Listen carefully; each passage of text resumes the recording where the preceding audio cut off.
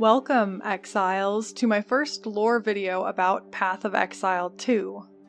Because there are so many new players of PoE 2 who haven't played PoE 1, I'm going to split each act video into 2 parts, so that new players or those without a background in PoE 1 lore can enjoy these. One part will be what is happening in the story itself, with only the necessary information to understand the story as Path of Exile 2 is telling it. The second part will go in depth with the connections between what we see in PoE 2 and the lore and history we know from PoE 1. If you feel like I'm leaving out details, it's probably being covered in the second in-depth video, but feel free to comment about details I don't mention in case I did actually not notice them. This video will be focusing on the story of Act 1 itself so that all players, veterans, and newbies alike can follow along. Path of Exile 2 starts in the town of Ogham in the county of Ferrell, on the northwestern part of the continent of Wraeclast. Ogham is a part of Esamir, home to people called the Ezamites, and the current year is 1619. 6 individuals are about to be hanged for their crimes by a man named Count Gianor, the ruler of Ogham. When we select our character, we break free from the gallows, and those 5 not selected meet their unfortunate end. We escape by jumping into the river below and wash up on land just south of our near-death experience. While trying to orient ourselves, we see a wounded man sitting underneath a tree. He tells us to go find the miller, who was headed to Clearfell to warn people of a sickness affecting the loggers out here. Something attacked this man, and he has seen men who died in a recent flood rise from the grave. On cue, a dead man lying behind our wounded friend reanimates and attacks him. We stab them both and head for Clearfell. Outside of the Clearfell encampment, we find the miller, but he is monstrous, trying to saw down the wooden walls of Clearfell. Whatever sickness he wanted to warn Clearfell about has got to him first. We kill the miller and are let into Clearfell as reward. Inside, we are greeted by Renly, the blacksmith. If you chose the warrior, you will get a warm greeting. Renly is your adoptive father, who has been worried sick ever since the Count arrested you. If you didn't choose the warrior when Renly asks if you've seen his son, well, you know his fate. There are 3 NPCs in Clearfell, none of whom would normally be here. Clearfell is a logging encampment, and these NPCs are only here to escape from the Count's justice. Although some of the playable characters arguably should have been arrested, most of them were arrested on dubious grounds, and some, like Renly's son the warrior, were abducted. He did nothing wrong. The survivors inside Clearfell have similar accounts of questionable arrests. Renly, the blacksmith, read the writing on the wall when he refused to make free weapons for the Count's new mercenaries. Renly is from Ogham village, and would have the most standing or power among the survivors here in Clearfell. The Ezamites are a very hierarchical society. The Ezamites are separated by clans, but the clans are not regional necessarily. There are multiple clans living within Ogham and outside of it. Renly and Una are both in a clan, but not necessarily the same clan. Una is a musician who is in touch with her mystic side.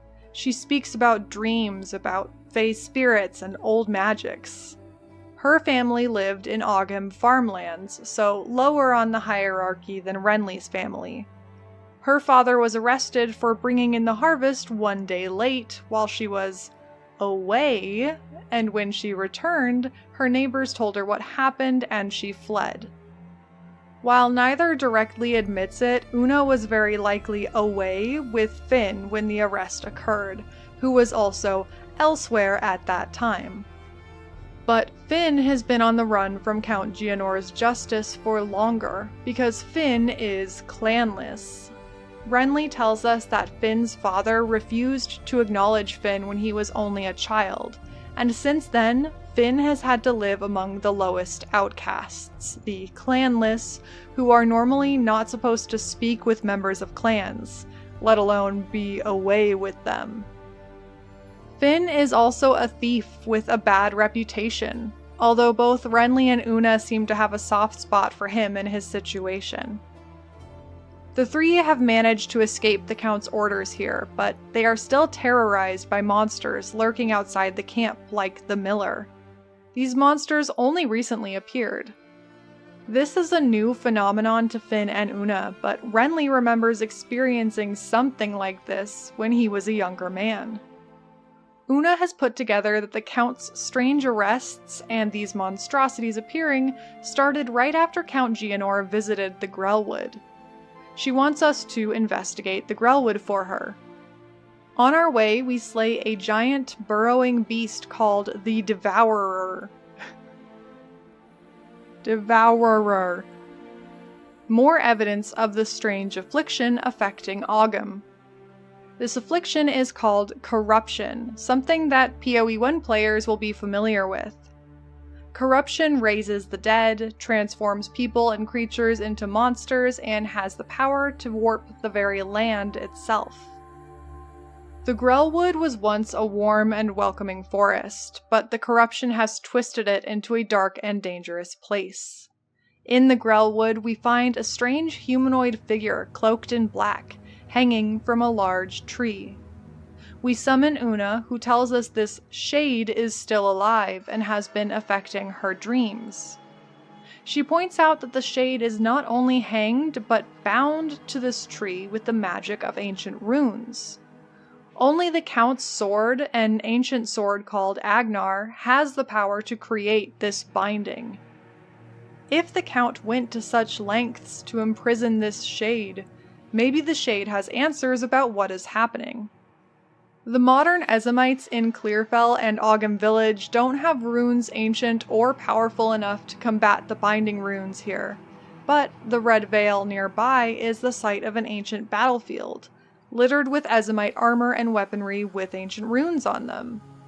There is some history of Rayclast and PoE 1 required to understand this part, so I'll try to summarize as concisely as possible. The battle at the Red Vale was a conflict between the Ezamites and the Eternals.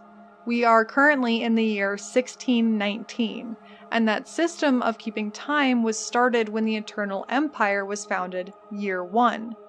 The Eternal Empire, home of the Eternals, was the most powerful civilization on Rayclast for many years, up until 300 years ago.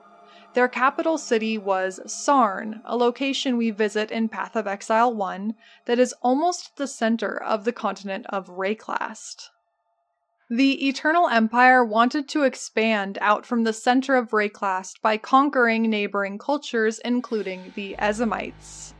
The Eternals used corruption, magic, and virtue gems, which are the skill gems we use now, to empower their armies.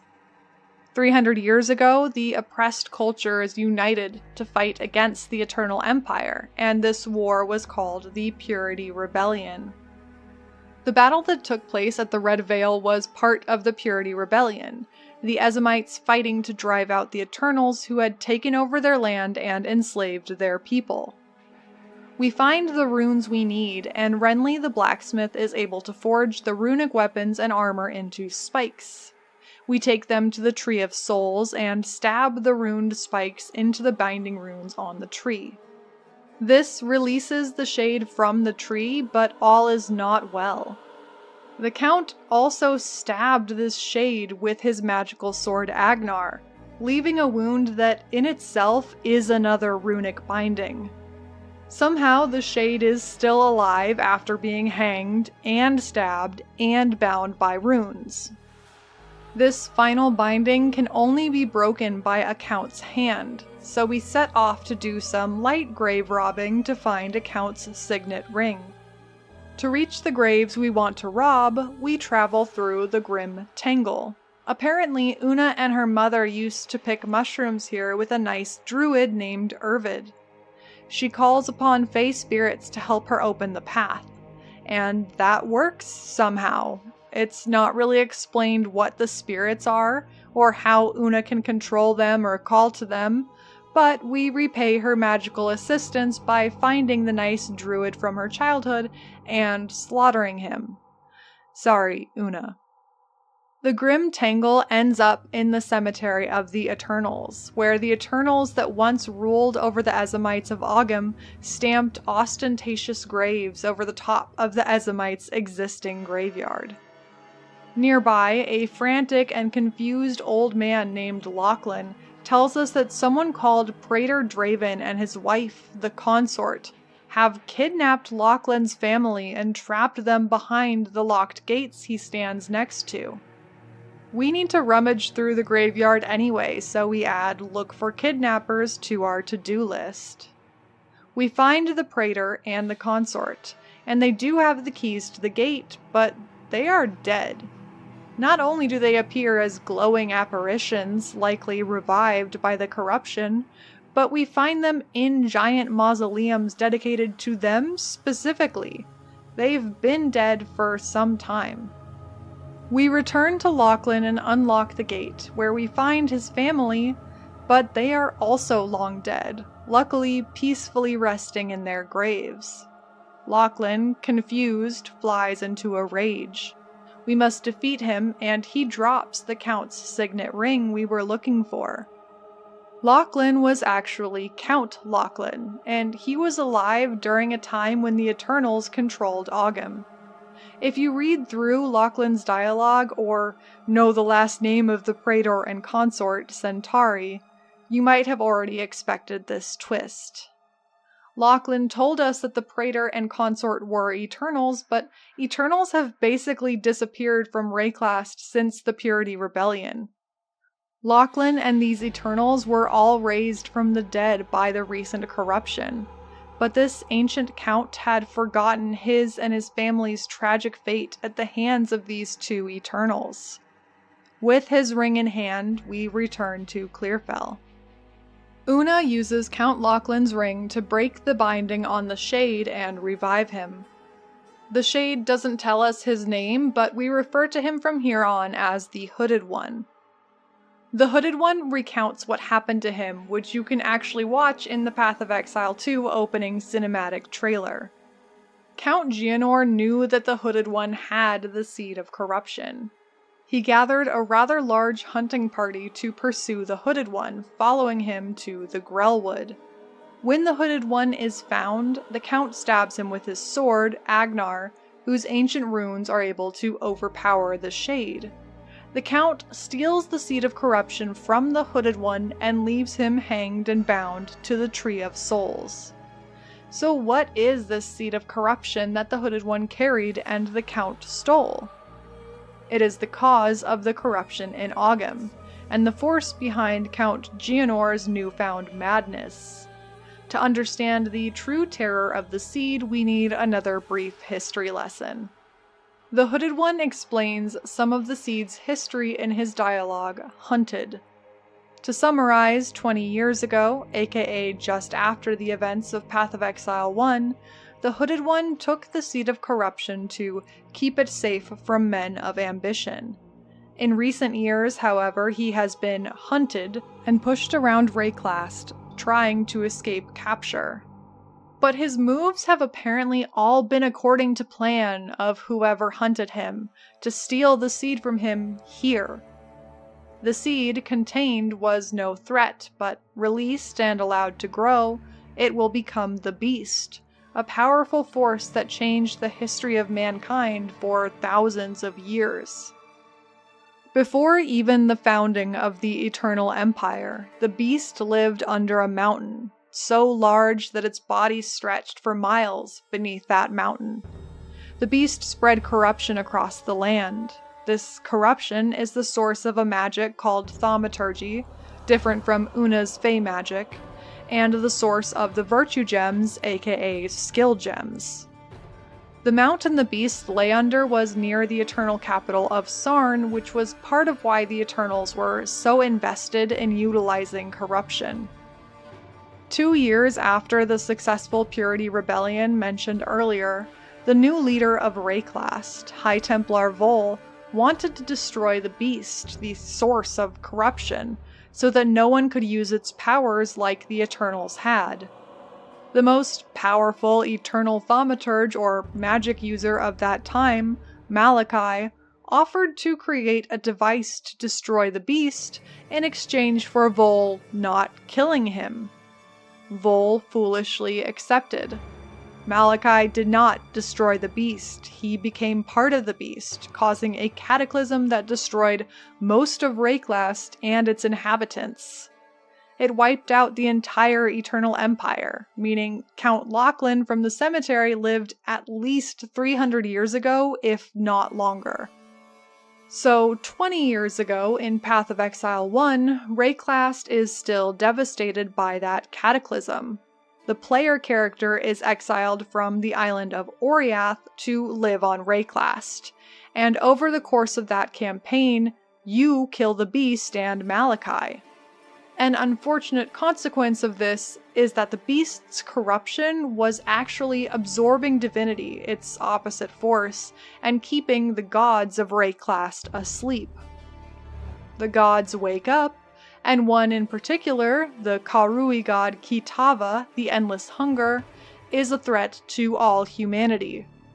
Kitava is too powerful to be defeated, and so we help another god named Sin to rebuild the essence of the beast. Since the beast could put Kitava to sleep, its power could help the exile defeat Kitava.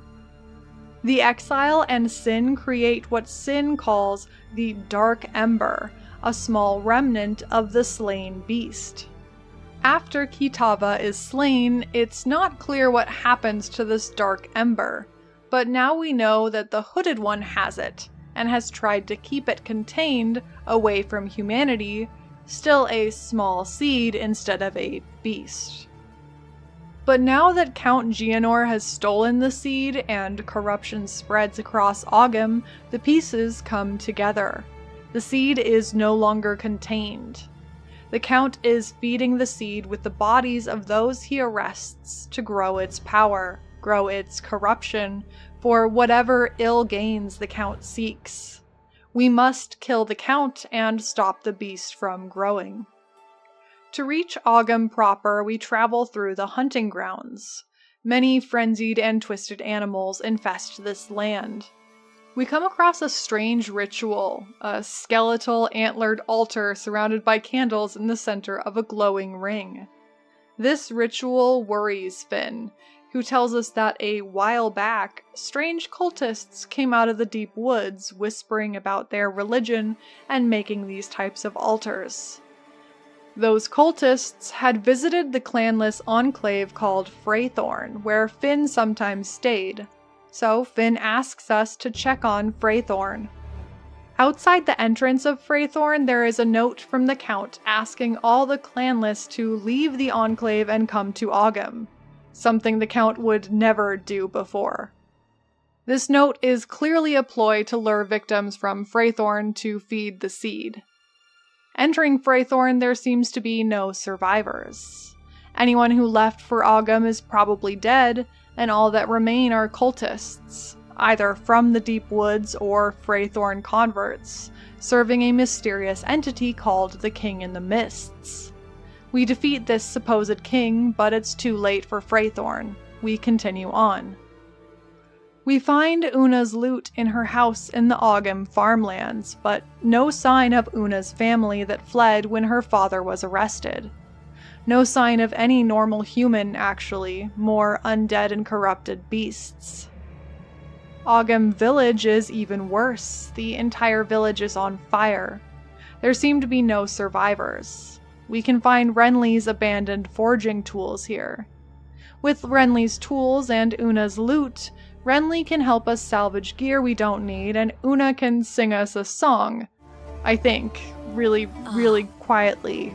Or maybe this feature isn't working yet.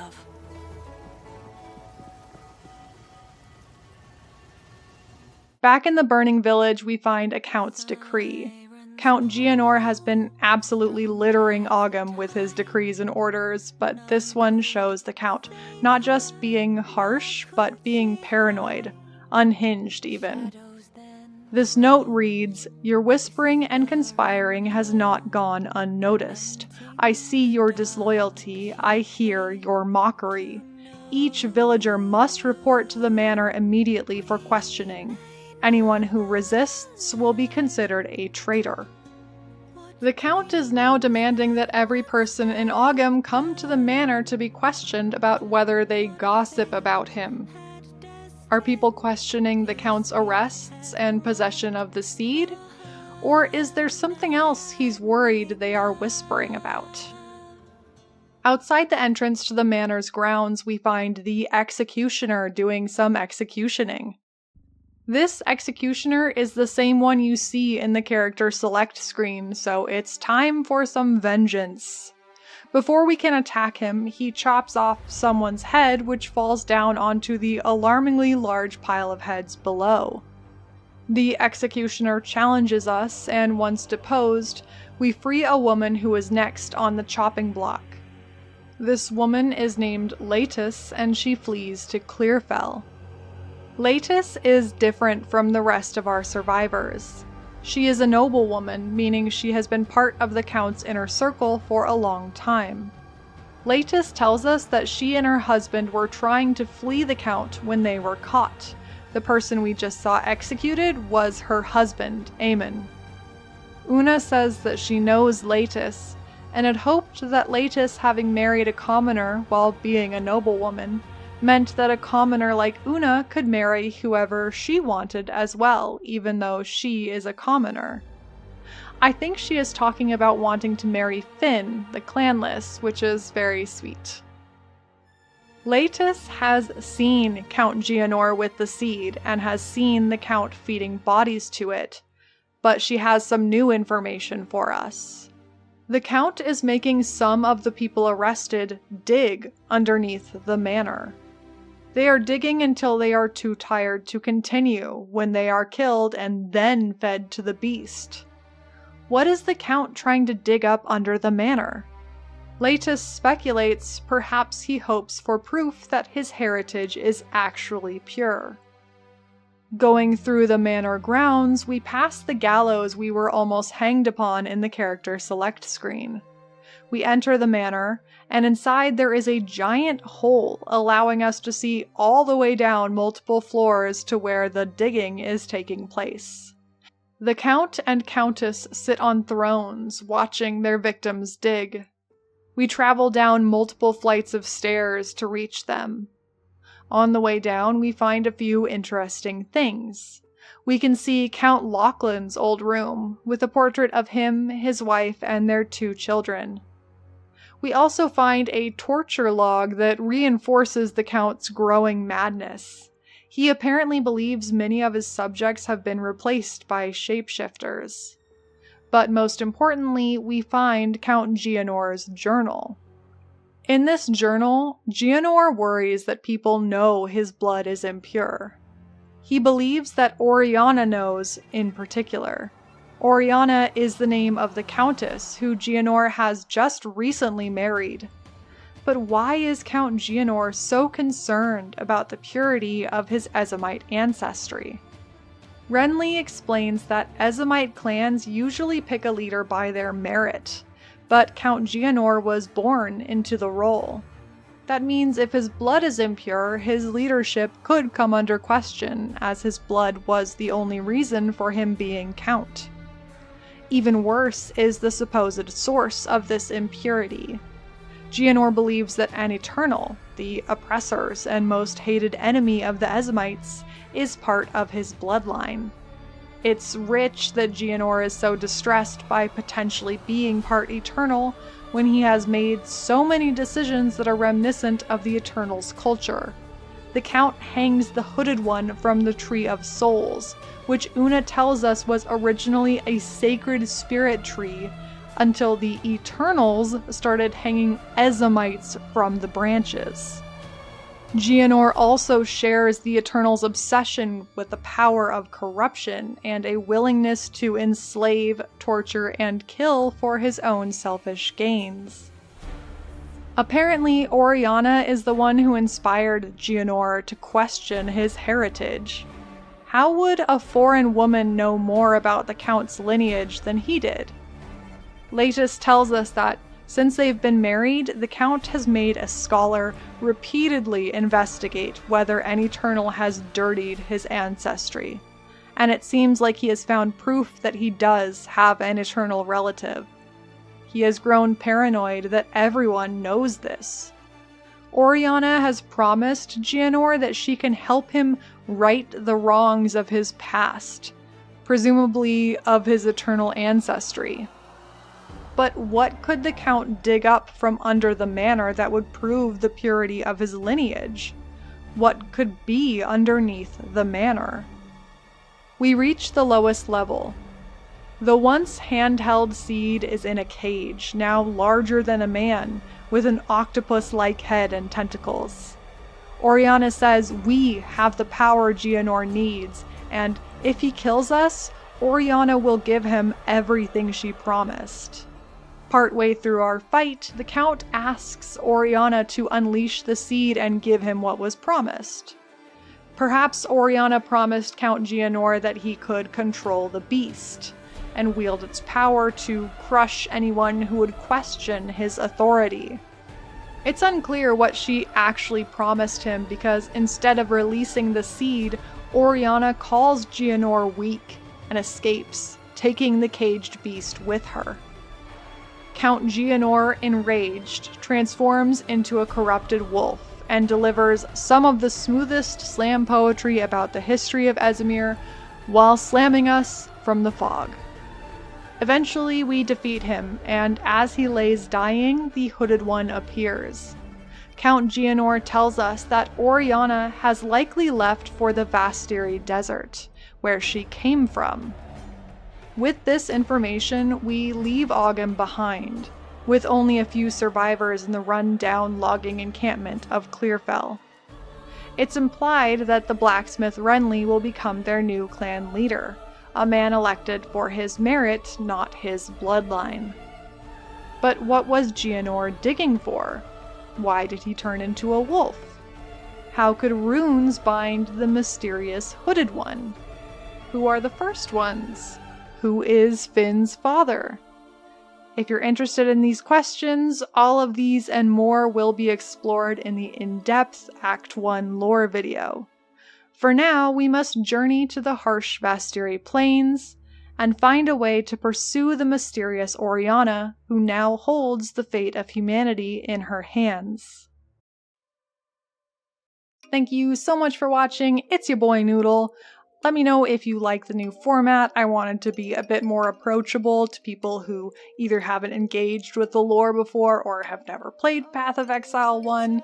I know a lot of my videos tend to go pretty long, pretty in-depth, pretty detail-oriented, and it actually really helped me to sort of stop myself from going on too many tangents during the writing of this. So next up will be the story version of Act 2, and then after Acts 1, 2, and 3 are released, I'll have the in-depth videos ready to go. And eventually we might talk about Endgame, but I'm not sure if I'm going to do that in early access because I have a feeling some of the stuff that we're seeing is going to be retconned. But either way, I hope you guys are enjoying the game, even if the Trial of the Sekimas is one of the worst ideas that's ever been implemented. I'm so sorry, GGG. I really am having a hard time trying to ascend my character and staying sane, Exiles.